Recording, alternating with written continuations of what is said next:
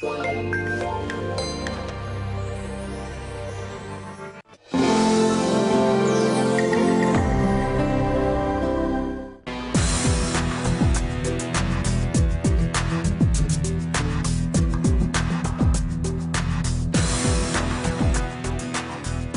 молодой человек абсолютно уверенно чувствует себя в огромном мегаполисе.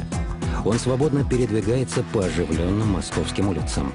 Его не пугают большие перекрестки и час пик в метро. Для обычного человека в этом нет ничего удивительного. Для обычного, но не для слепого. А Александр Левит родился абсолютно слепым.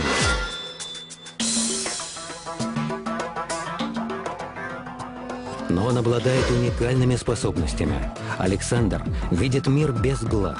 И это только одно из чудес. Чудес, которые таит в себе феномен зрения.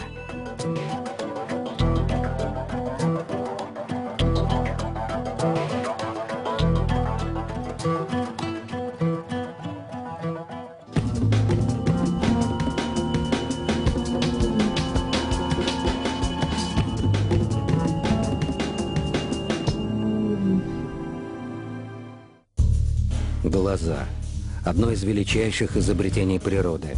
В нашей жизни зрение является одним из самых важных чувств. Через глаза мы получаем больше половины всей информации. Благодаря зрению человек видит окружающий мир и себя в нем. Именно оно позволяет нам воспринимать прекрасное и уродливое, красочное и блеклое, яркое и тусклое. Веками ученые пытались постичь тайны зрения.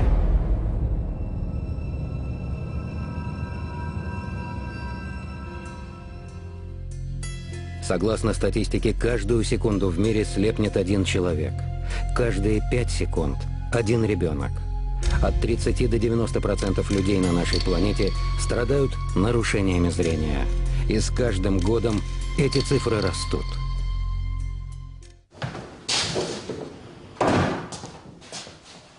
«15 лет назад Саша Левит различал только свет и тень. Диагноз врачей звучал как приговор. Катаракта правого глаза, отслойка сетчатки правого глаза, косоглазие. Мальчик был обречен жить в полной темноте. Его родители не могли смириться с болезнью сына. Они водили его к врачам, испробовали разные методики по восстановлению зрения, но результата не было никакого, пока они не узнали о существовании альтернативного видения. Ой, это так давно было. Приходит папа, приводит мальчика слепого. Значит, у папы было 2 инфаркта. Он говорил шепотом, потому что боялся даже, наверное, говорить. И рядом около него уродец. Такой согнутый весь, под стенкой стоял, к стенке прижался. Я посмотрел на этих 2 людей и был, честно скажу, в ужасе. Альтернативное видение дает даже слепым от рождения людям шанс увидеть мир. Но только не глазами, а мозгом. Известно, что мы используем возможности своего мозга всего на 2-3%, а люди с альтернативным зрением на 85%. Это только на первый взгляд кажется фантастикой. На самом деле, этого можно добиться ежедневными тренировками на основе аутотренинга, йоги и медитации. Почувствуй, не спеши, не спеши. Есть ощущение энергии внутри? Есть. Как бы шаг, движение идет. И спереди придал. Хорошо. Отлично. Замечательно. Физические упражнения улучшают кровоснабжение головы, развивают способности и обостряют все чувства. Участок мозга, который отвечает за зрение, начинает работать по совершенно другой модели, за счет чего ему уже не нужно использование глаз и проводников, то есть зрительных нервов. Звучит это достаточно фантастично, но результаты говорят именно об этом. В В 1997 году специалисты Центра традиционных методов диагностики и лечения провели научный эксперимент. Они исследовали активность мозга Александра Левита во время работы. Ему завязали глаза и предложили прочитать журнал с большими заголовками. И Саша мне спокойно читает эти заголовки. Вот здесь, в этот момент, у меня начинает меняться мировоззрение. Я регистрировала активность мозга у Саши уже в маске, уже в тот момент, когда он читал этот журнал, заголовки этого журнала. Наши глаза устроены так, что входящий визуальный сигнал через зрительный нерв поступает в мозг. Но во время эксперимента с Александром Левитом сверхчувствительная аппаратура уловить этот входящий сигнал так и не смогла. У него фиксировалась только повышенная активность мозга, гораздо выше, чем у обычного человека.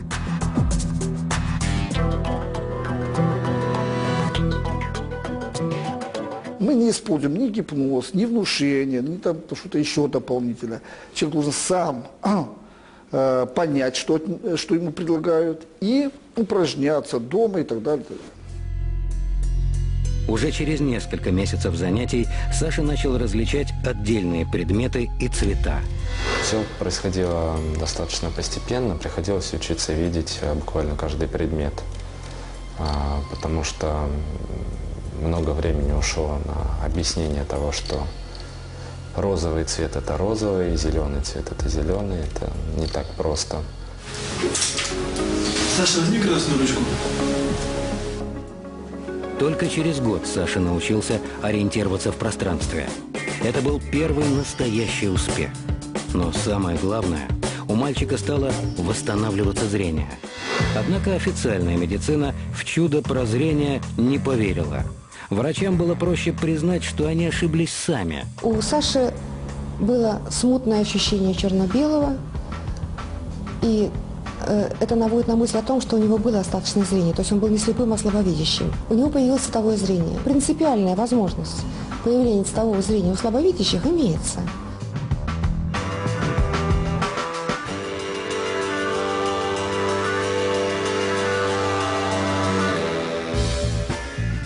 Александр еще не восстановил зрение полностью. На одном глазу острота повысилась с 13 до 40%.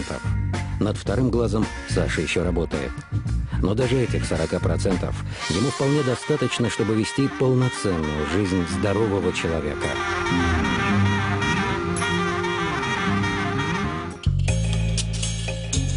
Ученым давно известно, что у слепых людей отсутствие зрения компенсируется повышенным чувством обоняния и осязания, чувством температуры и времени, пространственной ориентации и резким, почти фантастическим обострением слуха.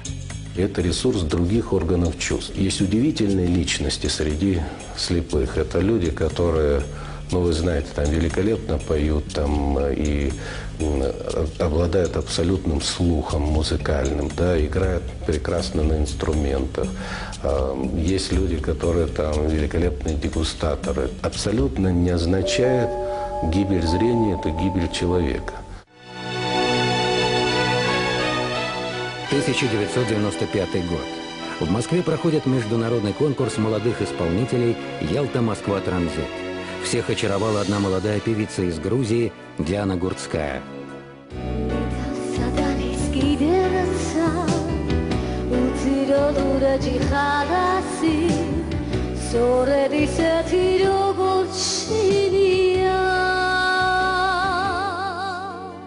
Глаза певицы скрывали черные очки. Она слепа. Но как только она запела, зрители забыли об этом. У слепой певицы оказался удивительный голос, чистый и красивый. Я даже не поняла, что она плохо видит там или что-то такое. Меня окатила волна такой нежности. И это было настолько трогательно, этот чистый голос, что он мне, конечно, запомнился. Эта картина просто осталась. Вот первый раз я тогда ее услышала. Волшебное стекло в моей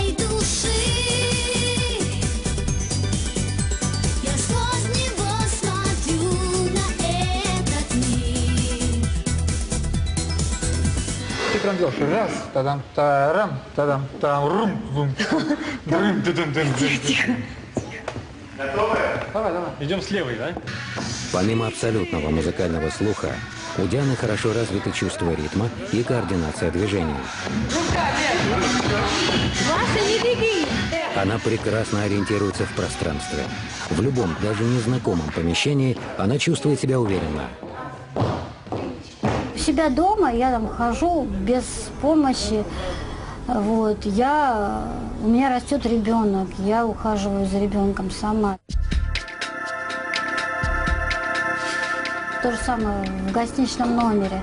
Пару раз походила, я там изучила все, и все. Давай, иди ко мне, давай.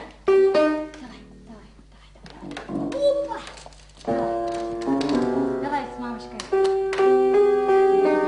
Давай, только спой, хорошо? 3, 4. Я был игрушкой безымянной. Зрение – великий дар, и лишиться его – настоящая трагедия. Слепота для большинства людей становится приговором, калечит жизнь. Лишь у немногих хватает силы воли и духа научиться с этим полноценно жить. Солнечный мальчик, солнечный зайчик, ласки веселые будут придут. Видно, на счастье встречи назначен, аист, который тебя нам принес, аист, который тебя нам принес. По статистике, 60% людей на Земле страдают близорукостью. Очевидно, это плата за прогресс.